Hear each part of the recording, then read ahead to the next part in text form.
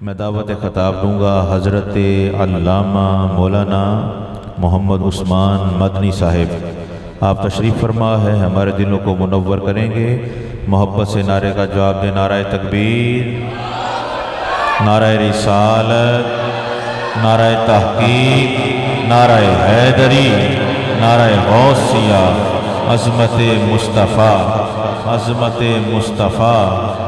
لکھوں اگر حضور کے احسان کم سے کم، سطح فلک بنے میرا عنوان کم سے کم، دریا درخت سب ہی قلم دان کم سے کم، پھر لکھا جائے گا، جا کے لکھا جائے گا عنوان کم سے کم۔ اور تعریف اس رسول کی کیا کر سکے بشر، بعد از خدا بزرگ توئی قصہ مختصر۔ علامہ صاحب ہمارے دلوں کو منور کریں گے۔ تاجدار ختم نبوت، تاجدار ختم نبوت، تاجدار ختم نبوت، ہر صحابی نبی، ہر صحابی نبی، ہر صحابی نبی، نعرہ صدیقیہ، نعرہ صدیقیہ، نعرہ صدیقیہ، علماء اہل سنت، علماء اہل سنت۔ الحمد للہ الذی ابدع الافلاک والارضین، والصلاة والسلام علی من کان نبیا وآدم بین الماء والطین، اما بعد فاعوذ باللہ من الشیطان الرجیم، بسم اللہ الرحمن الرحیم۔ قال اللہ تعالی وتبارک فی القرآن المجید والفرقان الحمید، النبی اولی بالمؤمنین من انفسهم، صدق اللہ العظیم۔ قال اللہ تعالی وتبارک فی شان حبیبہ، ان اللہ وملائکتہ یصلون علی النبی، یا ایہا الذین آمنوا صلوا علیہ وسلموا تسلیما۔ الصلاة والسلام علیک یا رسول اللہ، وعلی آلک واصحابک یا حبیب اللہ۔ رحمت کونین صلی اللہ علیہ وآلہ وسلم کا فرمان علی شان ہے، قیامت کے دن میرے سب سے نزدیک وہ شخص ہوگا جو کثرت سے مجھ پر درود پڑھتا ہوگا۔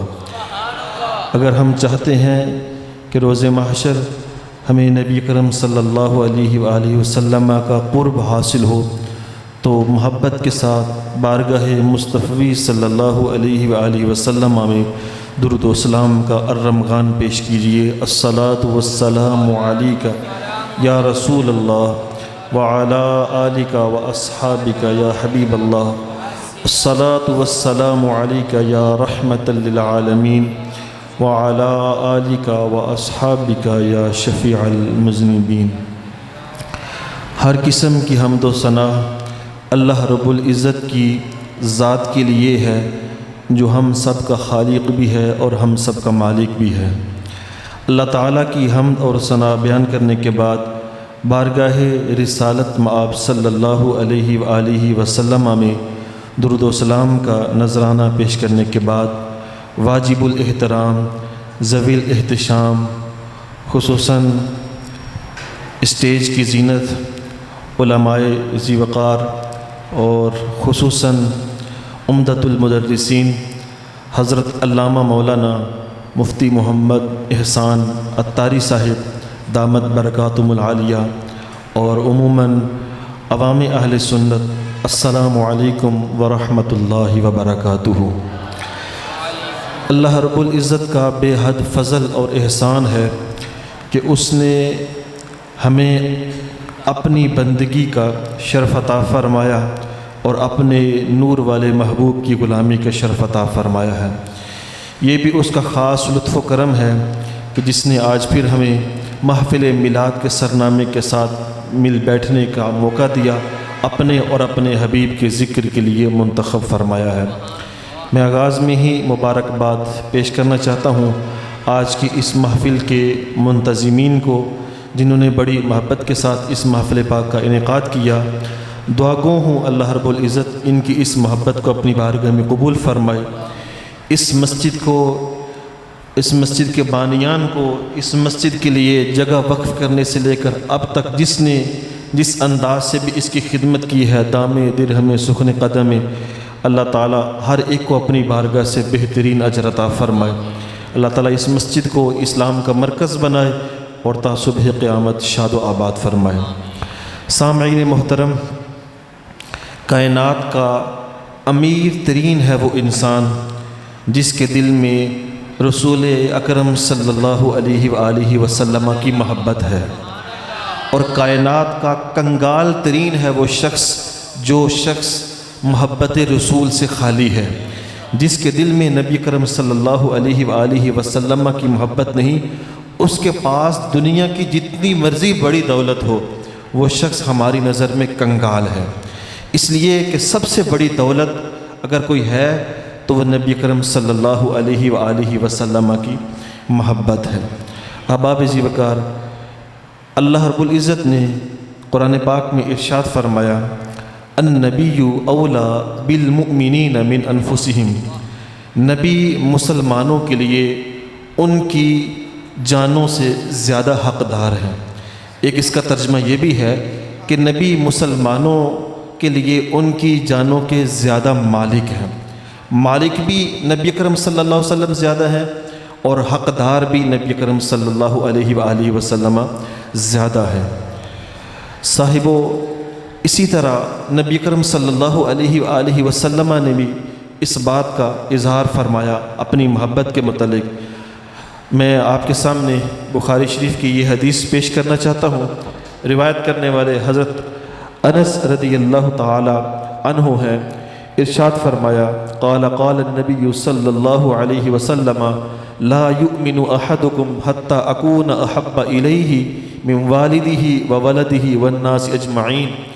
فرمایا، تم میں سے کوئی شخص اس وقت تک مومن نہیں ہو سکتا جب تک وہ اپنے والدین سے بڑھ کر، اپنی اولاد سے بڑھ کر، یہاں تک کہ تمام لوگوں سے بڑھ کر، جب تک وہ مجھے محبوب نہیں رکھتا، جب تک وہ ان سب رشتوں سے زیادہ مجھ سے محبت نہیں کرتا، وہ شخص کامل مومن نہیں ہو سکتا ہے۔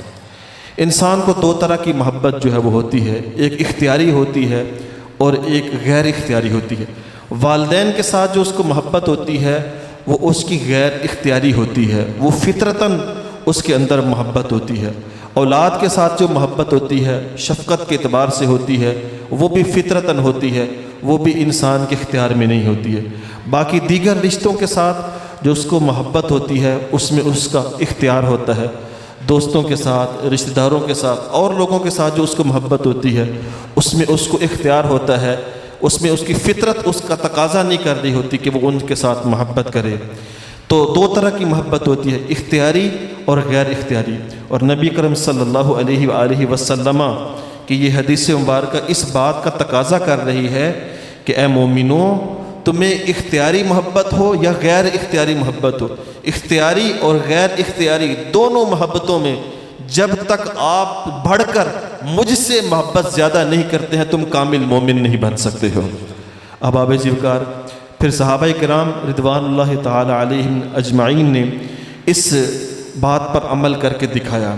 سیدنا ابوبکر صدیق رضی اللہ تعالی عنہ کے والد جب انہوں نے ابھی اسلام قبول نہیں کیا تھا، ایک دن مجلس میں بیٹھے ہوئے تھے، انہوں نے نبی کرم صلی اللہ علیہ وآلہ وسلم کی شان میں ہلکے الفاظ کہے، نازیبا الفاظ جو کہے، اور ابوبکر صدیق رضی اللہ تعالی عنہ کی محبت نے گوارا نہ کیا جو ان کو اپنے نبی کے ساتھ تھی۔ اب ایک طرف والد کا رشتہ ہے، والد بھی احترام کا جو ہے وہ رشتہ ہے، لیکن نبی کرم صلی اللہ علیہ وآلہ وسلم کا احترام والد سے بھی زیادہ ہے۔ تو سیدنا ابوبکر صدیق رضی اللہ تعالی عنہ سے برداشت نہ ہوا، آپ نے اپنے والد کے منہ پر زوردار ایک تھپڑ جو ہے وہ رسید کیا، اور اس کے بعد بارگاہ مصطفی صلی اللہ علیہ وآلہ وسلم میں حاضر ہوتے ہیں اور آ کے عرض کرتے ہیں، یا رسول اللہ صلی اللہ علیہ وسلم، میرے والد نے آپ کے بارے میں آج ہلکے الفاظ استعمال کیے، نازیبا کلمات کہیں، اور میری غیرت نے گوارا نہ کیا اور میں نے اپنے والد کے منہ پہ تھپڑ جھڑ دیا۔ تو نبی کرم صلی اللہ علیہ وآلہ وسلم ہمیشہ ادب و احترام کا درس دینے والے، ادب کی تعلیم دینے والے، آپ نے فرمایا، ابو بکر تم برداشت کر لیتے، وہ تمہارا والد تھا، وہ بھی تمہاری عزت کی جگہ پر تھا، تو تم ذرا برداشت کر لیتے، تم نے تھپڑ ہی جڑ دیا۔ تو سنیے صدیق اکبر کا کیا جواب تھا۔ عرض کرنے لگے یا رسول اللہ صلی اللہ علیہ وسلم، مجھے آپ سے محبت اتنی زیادہ ہے کہ یہ تو بہتر ہے کہ اس وقت میرے ہاتھ میں تلوار نہیں تھی، میں ورنہ اپنے والد کا سر قلم کر دیتا۔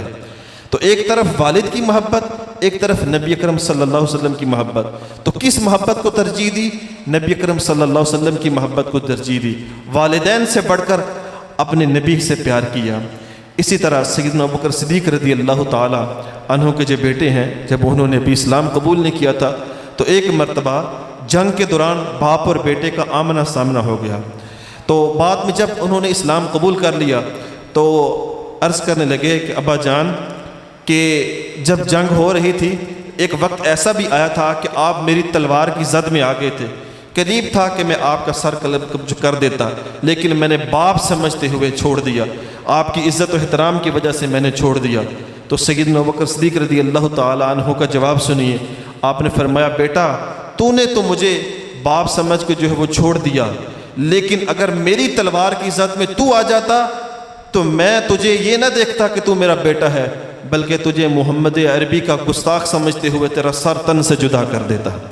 تو اب دیکھیں والد نے اپنے بیٹے سے بڑھ کر محبت کا اظہار کس کے ساتھ کیا؟ نبی اکرم صلی اللہ علیہ وآلہ وسلم کے ساتھ کیا۔ اور حضور نے کیا فرمایا؟ تم میں سے کوئی شخص اس وقت تک مومن نہیں ہو سکتا جب تک وہ اپنے والدین سے بھی بڑھ کر، اب صدیق اکبر کا یہ عمل بھی آپ کے سامنے رہے، باپ کے متعلق بھی اور اولاد کے متعلق بھی۔ فرمایا تم میں سے کوئی شخص اس وقت تک ایمان والا کامل مومن نہیں ہو سکتا جب تک وہ اپنے والدین سے بڑھ کر، اپنی اولاد سے بڑھ کر، والناس اجمعین، یہاں تک کہ سب لوگوں سے بڑھ کر، اس میں بیوی کا رشتہ بھی آ جاتا ہے، اس میں بہن بھائیوں کا رشتہ بھی آ جاتا ہے، اس میں دیگر رشتہ دار بھی آ جاتے ہیں، اس میں دوست احباب بھی آ جاتے ہیں، تمام انسان بھی آ جاتے ہیں، کاروباری لوگ بھی آ جاتے ہیں۔ فرمایا ہر انسان سے بڑھ کر جب تک تم مجھے اپنا زیادہ محبوب نہیں بنا لیتے تب تک تمہارا ایمان کامل نہیں ہو سکتا۔ احباب زیوکار، یہ محبت رسول کے متعلق میں نے ابھی ایک حدیث مبارکہ آپ کے سامنے رکھی ہے۔ دوسری حدیث مبارکہ سنیے محبت رسول کے متعلق۔ نبی اکرم صلی اللہ علیہ وآلہ وسلم نے ارشاد فرمایا کہ تم میں سے کوئی شخص اس وقت تک ایمان کی حلاوت نہیں پا سکتا۔ ہر چیز کی ایک مٹھاس ہوتی ہے، ہر چیز کی ایک چاشنی ہوتی ہے، اسی طرح ایمان کی بھی ایک چاشنی ہے، ایمان کی بھی ایک لذت ہے، ایمان کی بھی ایک مٹھاس ہے۔ وہ مٹھاس ایمان کی کیسے حاصل ہوگی؟ نبی کرم صلی اللہ علیہ وآلہ وسلم نے ارشاد فرمایا ثلاث من کن فیہ وجد حلاوت الایمان ان یکون اللہ ورسولہ احب الیہ مما سواہما۔ فرمایا جب تک اس کے اندر تین شرطیں نہ پائی جائیں اس وقت تک کسی انسان کو ایمان کی حلاوت نصیب نہیں ہو سکتی۔ اب وہ تین چیزیں کون سی ہیں جو پائی جائیں گی تو ایمان کی حلاوت نصیب ہوگی؟ فرمایا پہلی شرط یہ ہے کہ وہ شخص اللہ اور اس کے رسول سے ان کے سوا سے بڑھ کر محبت کرتا ہو۔ تو پہلی شرط ہے یہ پائی جائے گی تو اس کو ایمان کی حلاوت نصیب ہوگی، یعنی اللہ اور اس کے رسول سے سب کائنات میں ان کے علاوہ جتنی بھی چیزیں ہیں ان سے بڑھ کر جب تک اللہ اور اس کے رسول کو محبوب نہیں بنا لیتا اس کو ایمان کی حلاوت نہیں نصیب ہوگی۔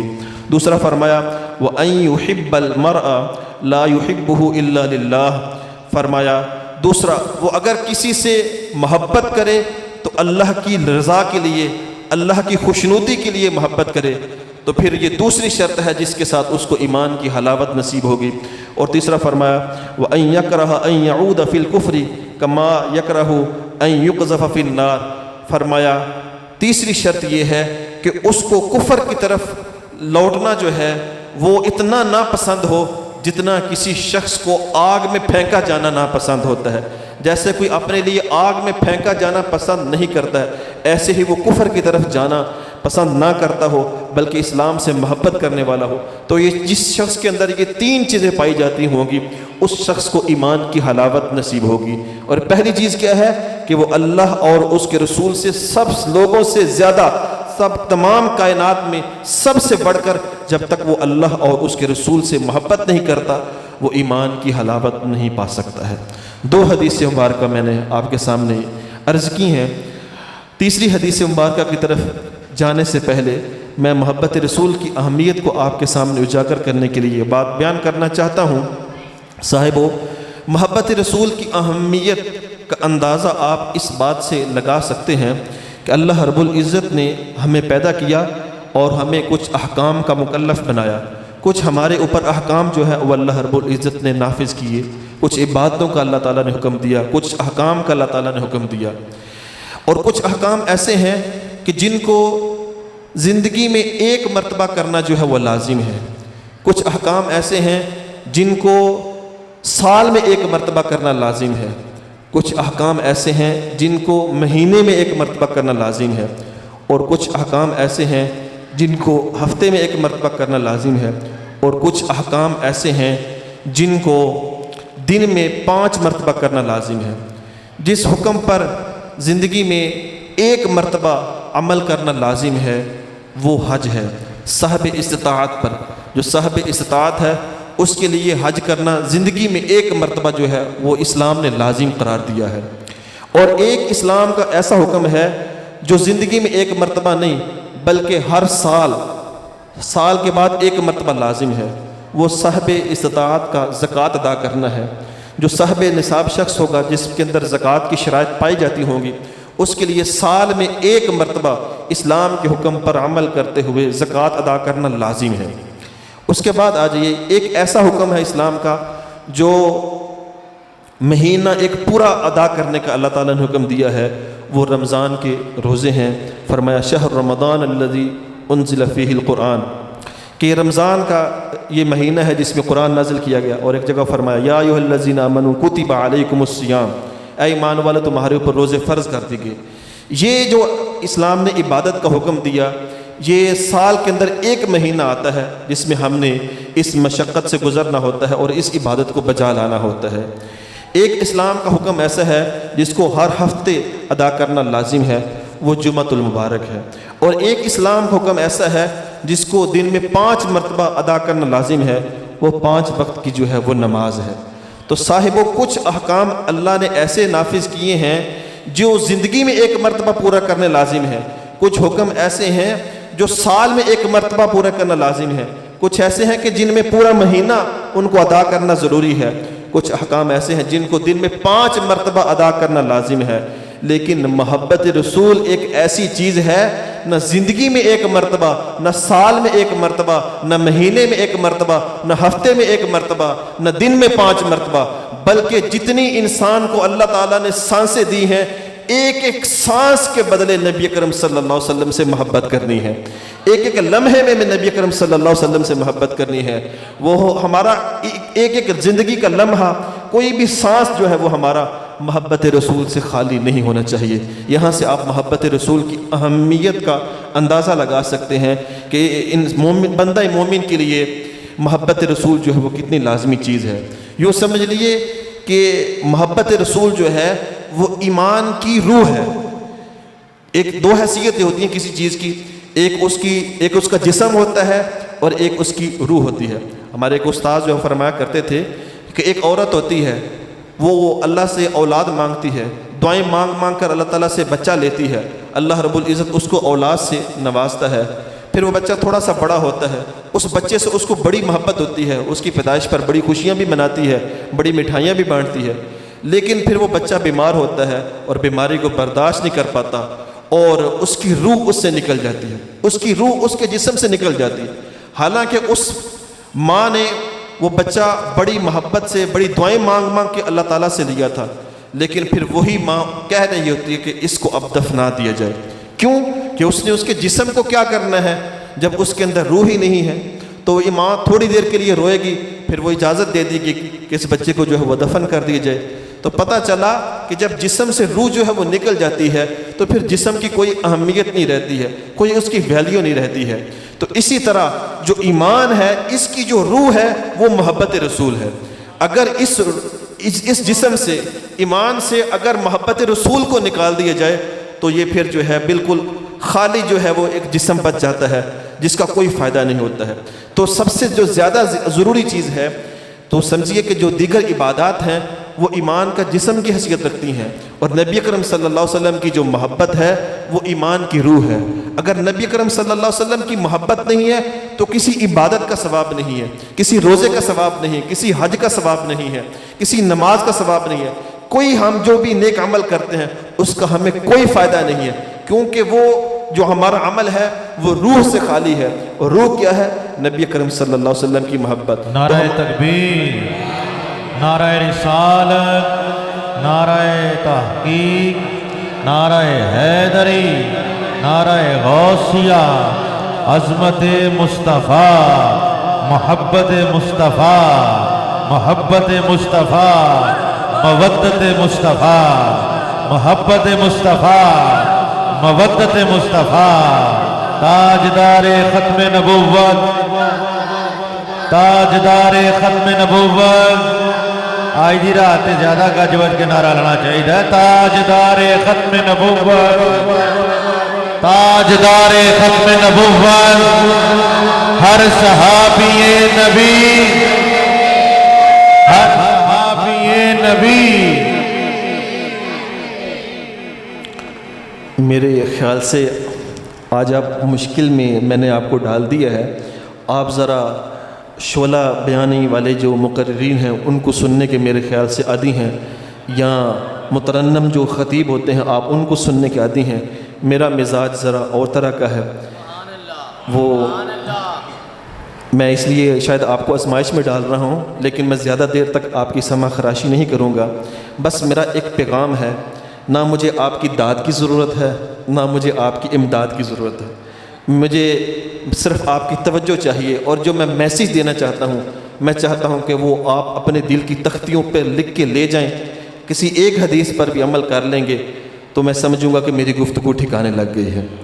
اب آپ اسی وقت آپ کو ایک مرتبہ بھی میں نہیں کہوں گا کہ آپ سبحان اللہ کہیں، میں فرمائشی سبحان اللہ کا نہ قائل ہوں نہ اس کی طرف مائل ہوں، نہ میرا یہ مزاج ہے۔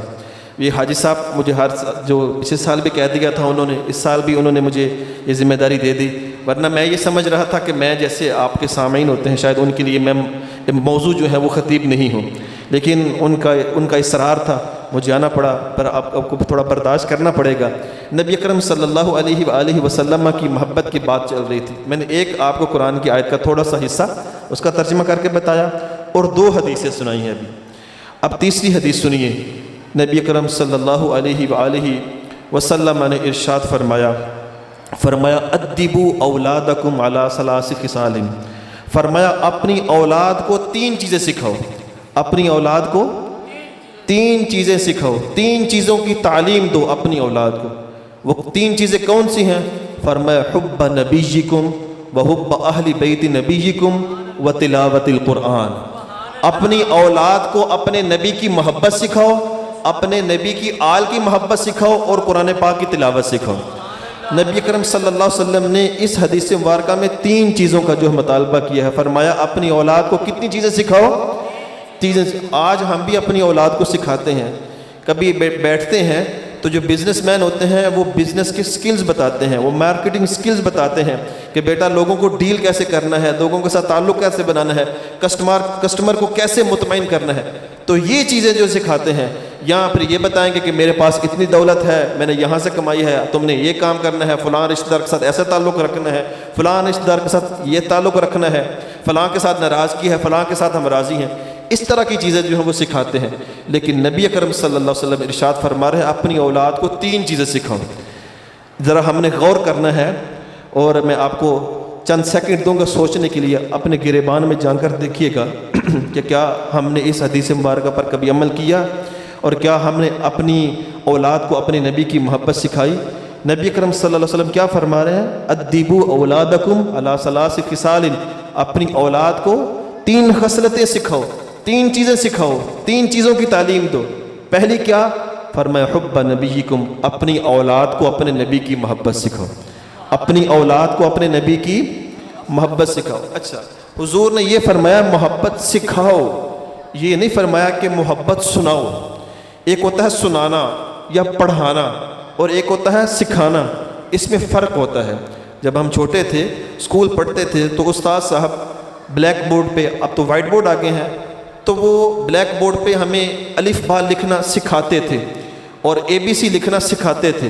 تو وہ لکھ کر بتاتے تھے کہ اے ایسے لکھتے ہیں، چھوٹا اے ایسے لکھتے ہیں، کیپٹل میں ایسے لکھتے ہیں، اور اسی طرح وہ الف با بھی جو ہے وہ حروف تہجی جو ہیں وہ ہمیں لکھنا سکھاتے تھے. تو وہ لکھ کر بتاتے تھے کہ ایسے ایسے کرنا ہے. تو احباب زیوکر وہ ہوتا سکھانے کا عمل، وہ پڑھاتے نہیں تھے، پڑھانا اور چیز تھا، وہ سکھاتے تھے. تو نبی اکرم صلی اللہ علیہ وآلہ وسلم نے یہ نہیں فرمایا اپنی اولاد کو میری محبت پڑھاؤ، بلکہ کیا فرمایا ہے اپنی اولاد کو میری محبت سکھاؤ.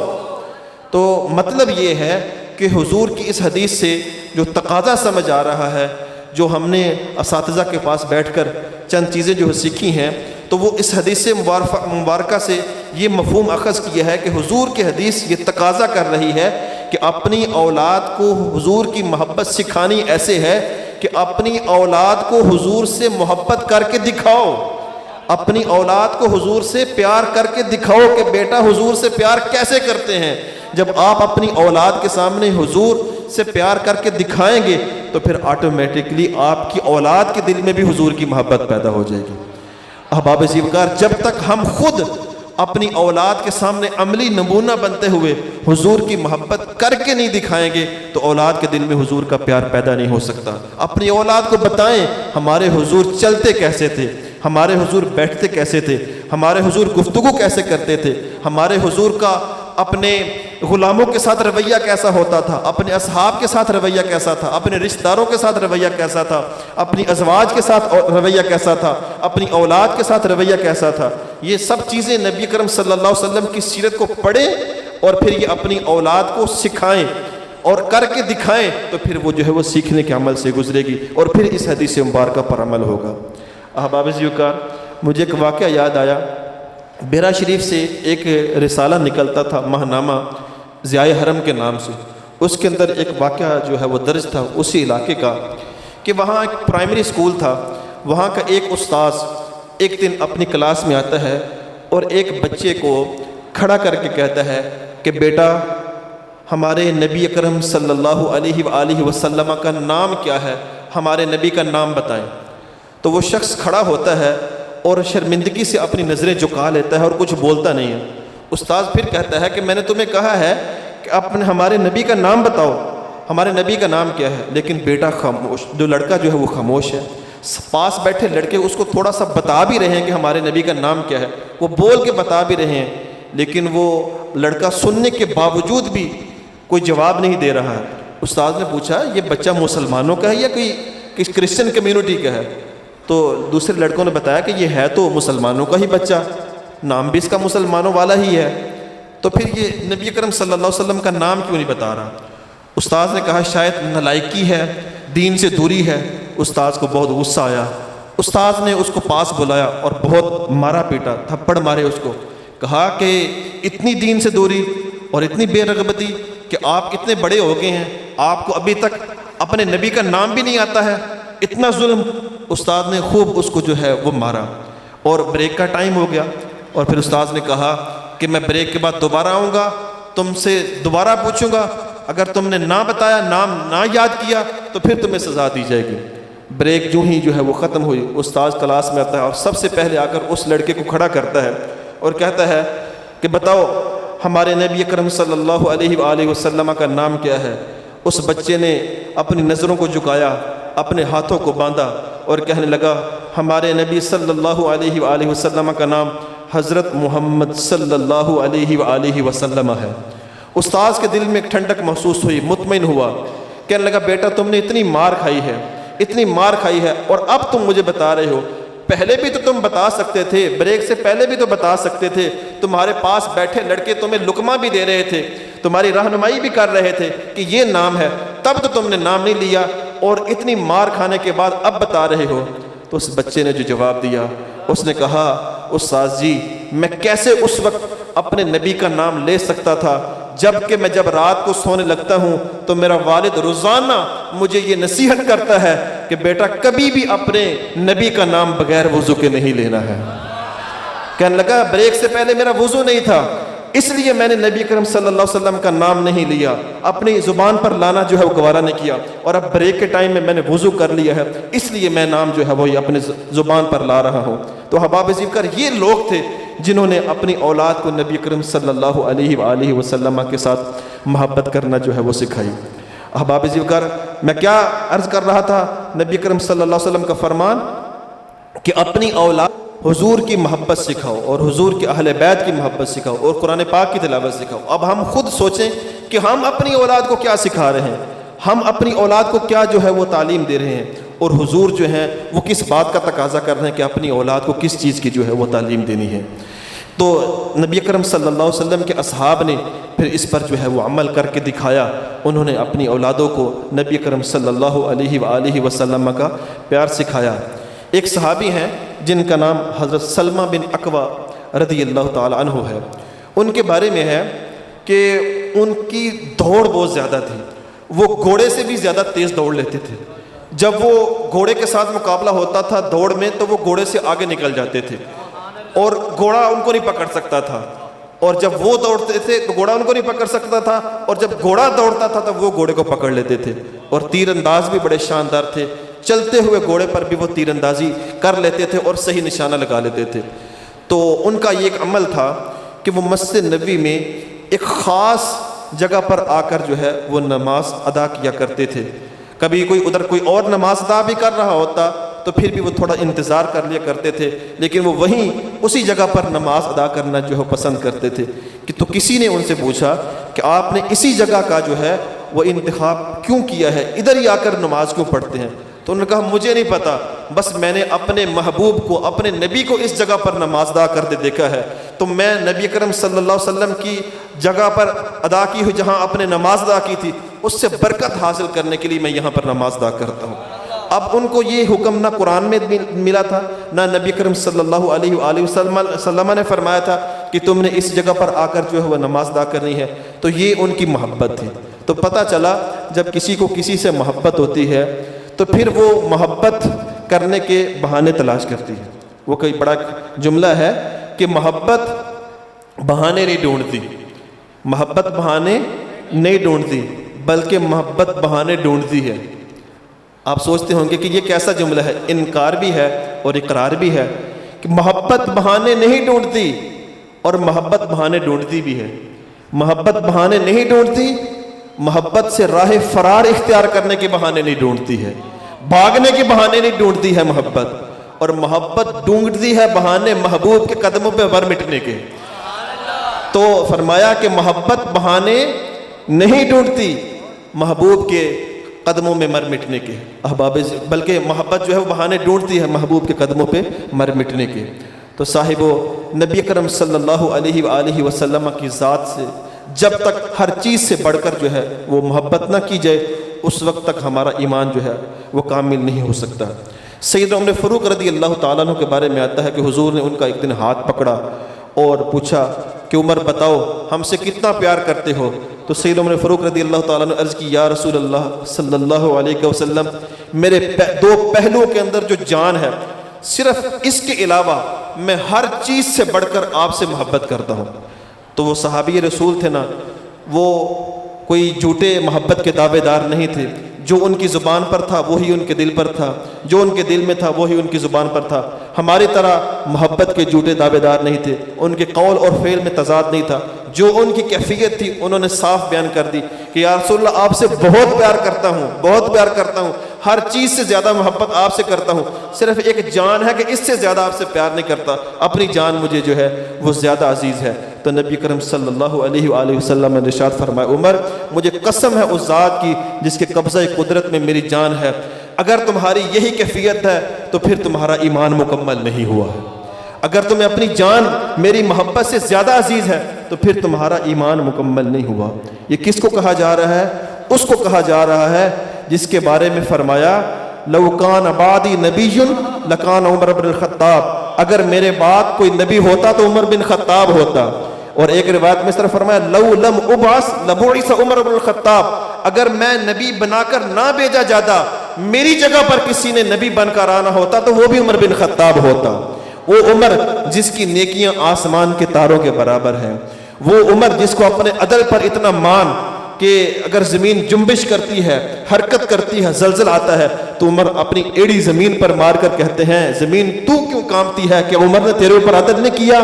وہ عمر جن کو اپنے عدل پر اتنا مان تھا کہ جو کہتے تھے کہ اگر دریا کے کنارے بکری کا یا کتے کا بچہ بھی پیاسا مر گیا تو عمر کو اس کا بھی حساب دینا ہوگا، اس عمر کو حضور فرما رہے ہیں کہ عمر جب تک تم اپنی جان سے بھی بڑھ کر مجھ سے محبت نہیں کرتے ہو تمہارا ایمان کامل نہیں ہو سکتا۔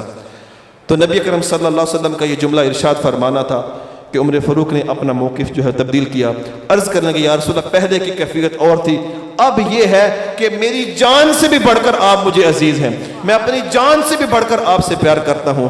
تو نبی اکرم صلی اللہ علیہ وسلم نے ارشاد فرمایا الآن یا عمر، اے عمر اب تمہارا ایمان کامل ہوا ہے۔ پنجابی میں کہیں تو یوں کہیں الآن یا عمر کہ عمر ہون گل بنی ہے۔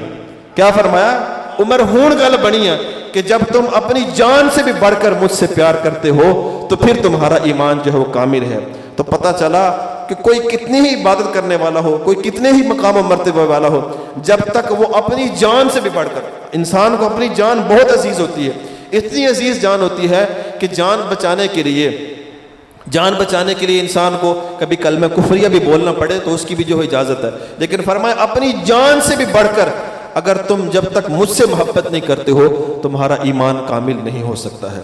اور احباب ذوالفقار سیدنا علی المرتضیٰ رضی اللہ تعالی عنہ سے پوچھا گیا کہ آپ حضور سے کتنی محبت کرتے تھے، آپ حضور سے کتنی محبت کرتے تھے، اور مولا کائنات کا کیا حسین انداز ہے، آپ فرمان لگے ہم حضور سے اتنی محبت کرتے تھے، اتنی محبت کرتے تھے کہ جتنی پیاسے کو پانی سے محبت ہوتی ہے اتنی نہیں بلکہ اس سے بھی زیادہ ہم حضور سے محبت کیا کرتے تھے۔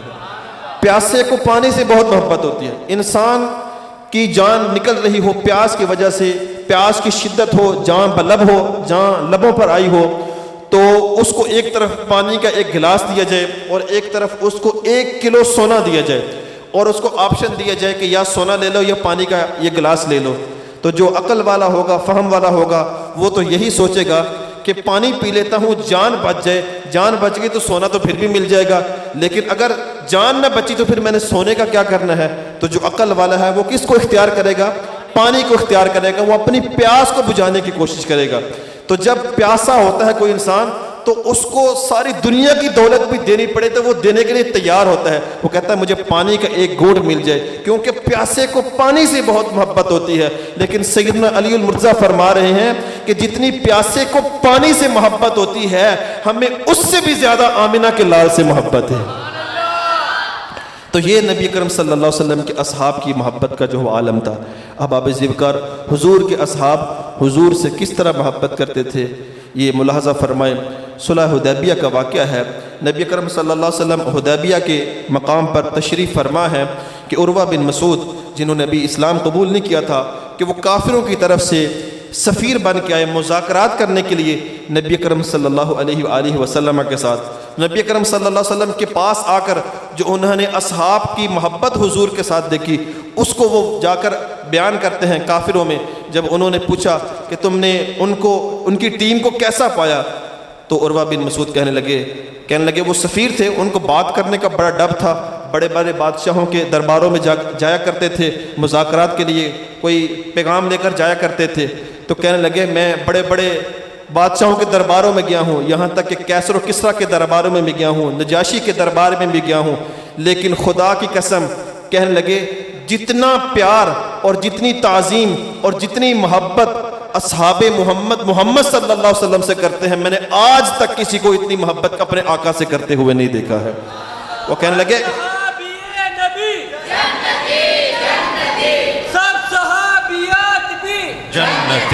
جنتی کہ اتنی محبت کرتے ہیں اپنے نبی کے ساتھ، محمد صلی اللہ علیہ وسلم کے اصحاب حضور کے غلام ان کے ساتھ اتنی محبت کرتے ہیں کہ وہ اگر اپنا کھنکار یا پھر اپنی رینٹ مبارک جو ہے وہ پھینکتے ہیں نیچے تو ان کے اصحاب وہ بھی نیچے نہیں گرنے دیتے، اور ایسا نہیں کہ صرف ان کو ہاتھوں پر لے لیتے ہیں بلکہ جس کے ہاتھوں پر آ جاتا ہے وہ اپنے ہاتھوں کے ساتھ مل کو اپنے جسم پر مل لیتا ہے، اپنے چہرے پر اس کو لگانا اپنے لیے باعث برکت سمجھتے ہیں۔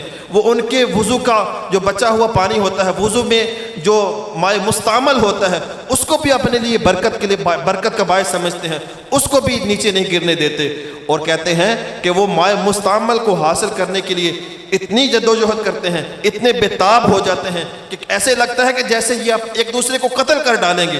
یہ نبی اکرم صلی اللہ علیہ وآلہ وسلم کے جسم مبارک سر جو لگ کر گرنے والا پانی ہے اس کی اتنی تعظیم کرتے ہیں، تو اس پھر محمد صلی اللہ علیہ وسلم کی کتنی تعظیم جو کرتے ہوں گے۔ کہنے لگا اگر وہ حل کروائیں تو ان کے جو بال مبارک ہیں وہ زمین پر گرنے دیتے۔ نبی اکرم صلی اللہ علیہ وسلم کے اصحاب ان کی بات اس طرح سنتے ہیں، اتنی توجہ سے سنتے ہیں کہ یوں محسوس ہوتا تھا کہ جیسے ان کے سروں کے اوپر پرندے بیٹھے ہوئے ہیں، ذرا سی انہوں نے جنبش کی تو وہ اڑ جائیں گے۔ اتنے ادب و احترام کے ساتھ حضور کی مجلس میں بیٹھتے ہیں۔ تو کہنے لگا وہ تو ہم ان کا مقابلہ نہیں کر سکتے، جو اپنے نبی کے جو پانی ہے ان کے جسم کے ساتھ لگنے والا اس کی توہین برداشت نہیں کرتے، وہ اپنے نبی کی توہین کیسے برداشت کریں گے؟ تو نبی اکرم صلی اللہ علیہ وآلہ وسلم کے اصحاب نے اس طریقے کے ساتھ نبی اکرم صلی اللہ علیہ وسلم کے ساتھ جو ہے محبت کی ہے۔ اور احباب زیوکار، محبت کرنے کا کیا فائدہ ہوتا ہے؟ ایک صحابی ہیں، وہ نبی اکرم صلی اللہ علیہ وآلہ وسلم کو وضو کروایا کرتے تھے۔ ایک دن آپ کا دریائے رحمت جوش میں آیا تو آپ نے فرمایا کہ مانگو، کیا مانگتے ہو؟ تو وہ بھی صحابی تھے، انہوں نے بھی پھر کام کی چیز مانگی۔ آج کوئی ہمارے جیسا ہوتا تو کوئی دنیا کی مال و دولت مانگ لیتا، کوئی پلاٹ مانگ لیتا، یا کسی ملک کا ویزا مانگ لیتا، کسی ملک کی نیشنلٹی مانگ لیتا، کوئی بڑی سے مہنگی جو ہے وہ چیز مانگ لیتا۔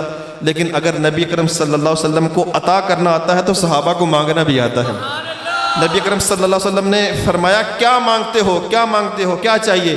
عرض کرنے کہ یا رسول اللہ صلی اللہ علیہ وسلم، میں جنت میں جانا چاہتا ہوں اور آپ کے ساتھ جانا چاہتا ہوں۔ جنت بھی چاہیے اور آپ کا ساتھ بھی چاہیے۔ میں نے عرض کیا نا، اگر حضور کو عطا کرنا آتا ہے تو صحابہ کو مانگنا بھی آتا ہے کہ کیا چیز مانگنی چاہیے، تو انہوں نے دنیا کی کوئی چیز نہیں مانگی۔ کیا عرض کرنے کہ یا رسول اللہ جنت چاہیے اور آپ کا ساتھ چاہیے۔ نبی اکرم صلی اللہ علیہ وسلم نے یہ نہیں فرمایا کہ میرا یہ مطلب نہیں تھا کہ تم مجھ سے جنت مانگو، جنت دینا تو اللہ تعالیٰ کا کام ہے، مجھ سے کوئی اور دنیا کی چیز مانگ لو، کوئی مسئلہ مجھ سے پوچھ لو، کوئی دین کی بات جو ہے پوچھ لو، جنت دینا تو میرا کام نہیں ہے۔ نبی اکرم صلی اللہ علیہ وآلہ وسلم نے ارشاد فرمایا کہ اے میرے صحابی، یہ تو مل ہی جائے گی، اس کے علاوہ بھی کچھ مانگنا ہے تو مانگ لو۔ وہ کسی شاعر نے کہا نا، جولی ہی میری تنگ تھی، وہ تو کہتے ہی رہے اور بھی کچھ مانگ۔ دے سکتے ہیں کیا کہ وہ کچھ دے نہیں سکتے، یہ بحث نہ کر، ہوش میں اور بھی کچھ مانگ۔ تو نبی اکرم صلی اللہ علیہ وسلم نے فرمایا یہ تو مل ہی جائے گی تو تم کچھ اور بھی مانگ لو۔ ایک اور صحابی نبی اکرم صلی اللہ علیہ وآلہ وسلم سے عرض کرتے ہیں یا رسول اللہ صلی اللہ علیہ وسلم، متی الساعۃ، قیامت کب قائم ہو، قیامت کب قائم ہوگی؟ حضور نے فرمایا قیامت کے بارے میں سوال کرنے والے ذرا یہ تو بتاؤ قیامت کی تیاری کیا کر رکھی ہے؟ تو عرض کرنے کہ یا رسول اللہ قیامت کی تو کوئی تیاری نہیں ہے، میری تو اتنی کوئی زیادہ عبادت نہیں ہے، ہاں بس یہ ہے کہ میں اللہ اور اس کے رسول سے محبت کرتا ہوں۔ تو حضور نے فرمایا کہ اگر تمہارا یہی نظریہ ہے اور یہ تمہاری بات سچی ہے کہ تم مجھ سے محبت کرتے ہو، تو فرمایا پھر یاد رکھو انت مع من احببت، تم قیامت والے دن اسی کے ساتھ ہوگے جس کے ساتھ محبت کرتے ہو۔ تو اگر تم مجھ سے محبت کرتے ہو تو پھر قیامت والے تم میرے ساتھ ہی ہوگے۔ جب انہوں نے قیامت کے بارے میں سوال کیا، صحابی کہتے ہیں کہ اسلام قبول کرنے کے بعد اگر ہمیں سب سے زیادہ کسی بات پر خوشی ہوئی ہے تو وہ اس بات پر خوشی ہوئی ہے کہ جب حضور نے فرمایا جو جس کے ساتھ محبت کرتا ہے وہ قیامت کے دن اسی کے ساتھ اٹھایا جائے گا۔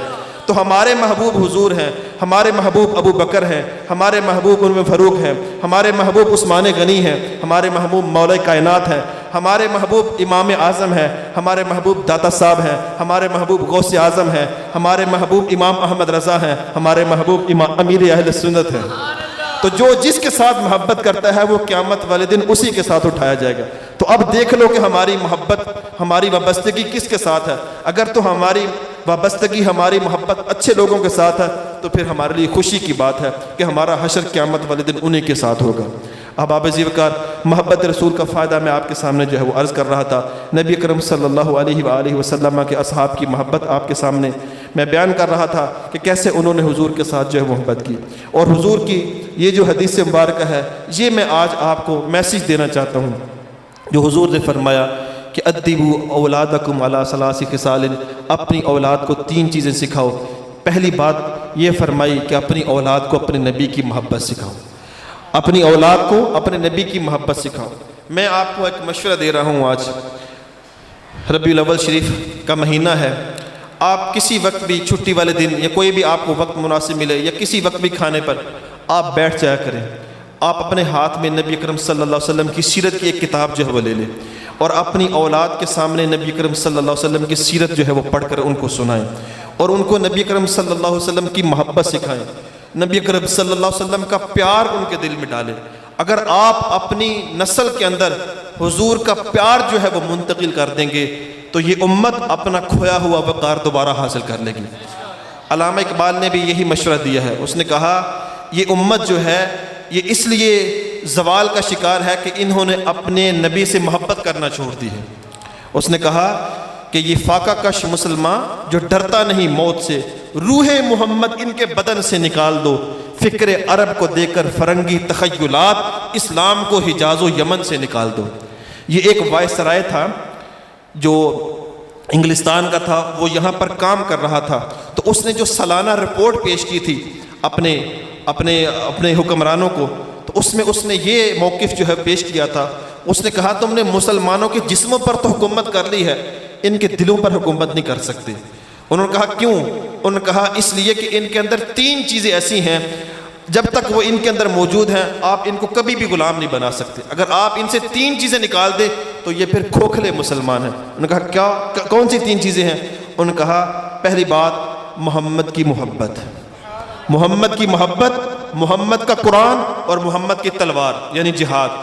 کہنے لگا یہ 3 چیزیں جو ہیں ان کے سینے سے نکال دے، ان 3 چیزوں کی محبت نکالتے تو پھر ہم ان کے دلوں پر بھی حکومت کر سکتے ہیں، ان کے جسموں پر بھی حکومت کر سکتے ہیں، لیکن جب تک یہ لوگ اپنے نبی سے محبت کرتے رہیں گے تب تک ہم ان کو کبھی بھی غلام نہیں بنا سکتے۔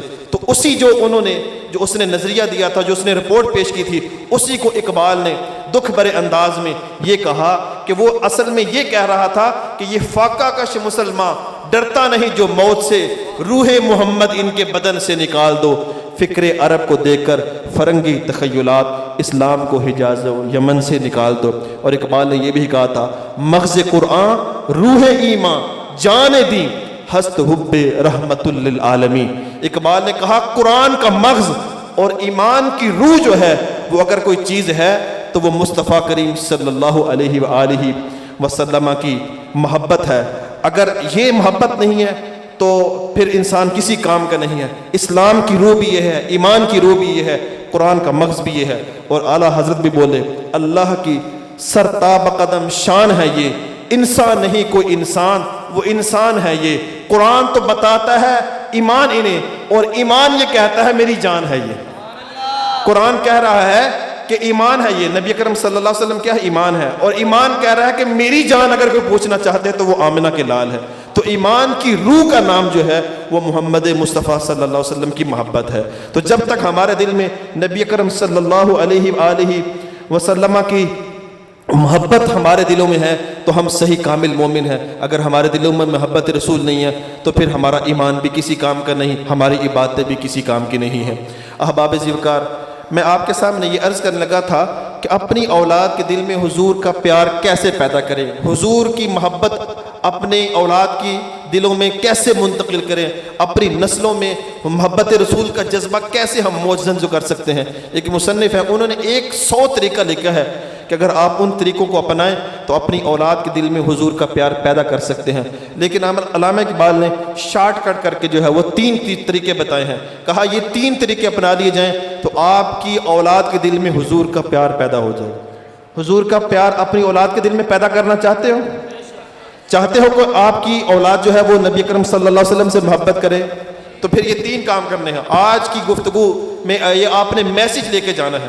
آپ سے پوچھیں گے نا، آپ رات جا کر سوچتے نہیں ہیں کہ آج کی محفل سے ہم نے کیا سبق حاصل کیا، کہ بس نعرے لگا کے چلے جاتے ہیں، لنگر کھا کے چلے جاتے ہیں۔ اگر آپ کا ایسا مزاج ہے تو پلیز اپنا مزاج جو ہے بدلیں۔ جب بھی آپ کسی محفل سے جائیں تو پھر آپ ذرا سوچا کریں کہ آج کی محفل سے میں نے کیا سبق سیکھا، کون سی حدیث میں نے اس پر عمل کرنا ہے، کون سی قرآن کی آیت پر عمل کرنا ہے، کون سی بات پر، کون سے کسی قول پر جو ہے میں نے عمل کرنا ہے۔ مجھے مفتی صاحب آپ کی وجہ سے یہ بات میں کر رہا ہوں، ان لوگوں کا اس کے ساتھ اتنا تعلق نہیں ہے۔ مفتی قاسم صاحب کے بارے میں مجھے پتہ چلا کہ مفتی قاسم صاحب جو ہیں وہ مطالعہ کرتے ہیں، تو جب بھی وہ کوئی کتاب کا مطالعہ کرتے ہیں تو وہ اس کتاب کا مطالعہ کرنے کے بعد اس کتاب کے بارے میں ریویو لکھتے ہیں، اس کے بارے میں اپنا پوائنٹ آف ویو لکھتے ہیں کہ میں نے اس کتاب سے جو کیا سیکھا۔ جب انسان اس نظریے سے کتاب پڑھتا ہے کہ میں نے بعد میں اس کے بارے میں تجزیہ بھی کرنا ہے کہ میں نے اس کتاب سے کیا سیکھا ہے، تو پھر اس کو بہت کچھ سیکھنے کو جو ہے ملتا ہے۔ تو اسی طرح آپ بھی جب کسی مجلس میں آیا کریں، محفل میں آیا کریں، تو بعد میں جا کر سوچا کریں کہ آج کی محفل سے ہم نے کیا سیکھا۔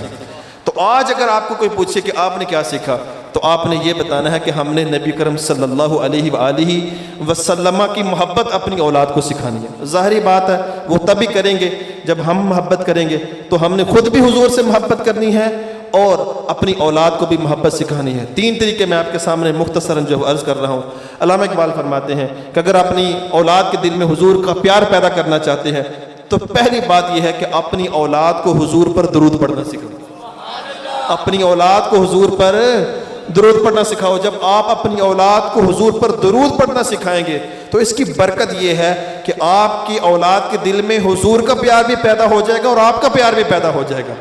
جو والدین پریشان رہتے ہیں کہ ہماری اولاد کا مزاج بڑا تلخ ہے، بڑے اکھڑ مزاج ہیں، بڑے اوکھے بولتے ہیں ہمارے سامنے، ہمیں تو ان کے سامنے بات کرتے ہوئے بھی ڈر لگتا ہے، اور کسی پیر کے پاس، کسی قاری صاحب کے پاس، مولوی صاحب کے پاس جاتے ہیں کہ اس کو دم کر دیا جائے، اس کو تعویذ دے دیا جائے، یہ بڑے بدتمیزی پر اتر آیا ہے، اب تو اس سے ہمیں بات کرتے ہوئے ڈر لگتا ہے۔ میں کہتا ہوں ان کو کسی پیر کے پاس نہ لے کے جاؤ، ان کو کسی تعویذ کی ضرورت نہیں ہے، بلکہ اپنی اولاد کو وظیفے میں حضور پر درود پڑھنا سکھا دو۔ آپ کی اولاد آپ کا ادب و احترام کرنا شروع ہو جائے گی، آپ کی اولاد کے دل میں حضور کا پیار بھی پیدا ہو جائے گا، اس لیے کہ درود پاک جو ہے وہ لہجے کے اندر مٹھاس جو ہے پیدا کرتا ہے، تلخیوں کو جو ہے وہ دور کرتا ہے، اور درود پاک پڑھنے سے نبی کرم صلی اللہ علیہ وسلم کا قرب حاصل ہوتا ہے۔ درود پاک پڑھنے سے اللہ تعالیٰ 30 انعامات عطا فرماتا ہے، اور درود پاک پڑھتے ہوئے بعض اتنے مختصر درود ہیں کہ 30 سیکنڈ نہیں لگتے، لیکن اللہ تعالیٰ 30 انعام عطا فرماتا ہے۔ فرمایا جو 1 مرتبہ درود پڑھتا ہے اللہ تعالیٰ اس کے 10 گناہ معاف فرما دیتا ہے، 10 نیکیاں عطا فرماتا ہے اور 10 درجے بلند کر دیتا ہے۔ 10، 20 اور 30 انعام فرماتا ہے اللہ تعالیٰ، اور 30 سیکنڈ نہیں لگتے۔ تو دیکھیں کتنا سستا جو ہے وہ سودا ہے کہ درود پاک پڑھیں، اپنی اولاد کو حضور پر درود پڑھنا سکھائیں۔ دوسری بات علامہ اقبال کہتے ہیں، دوسری بات یہ کرے، دوسرا کام آپ نے یہ کرنا ہے کہ اپنی اولاد کے سامنے حضور کا حسن بیان کرے۔ انسان جو ہے یہ فطرتاً حسن پسند ہے، انسان کو جہاں حسن آئے یہ وہاں لڑک جاتا ہے۔ انسان کو حسن جو ہے وہ کسی کی آنکھوں میں نظر آئے انسان لڑک جاتا ہے، چہرے میں نظر آئے، کسی کی زلفوں میں نظر آئے، کسی کی لباس میں آئے، کسی کی آواز میں حسن نظر آئے، انسان اس کی طرف مائل ہو جاتا ہے، اس کی طرف کھنچتا چلا جاتا ہے۔ اقبال کہتے ہیں کہ اگر انسان ایسا ہی ہے، اس کی فطرت ایسی ہی ہے کہ یہ حسن پسند ہے فطرتاً، تو پھر اس کو اس چوکھٹ پر لے جایا جائے جہاں پر حسن بھی پانی بھرتا ہے۔ ان کو نبی اکرم صلی اللہ علیہ وآلہ وسلم کا حسن ان کے سامنے جو ہے وہ بیان کیا جائے۔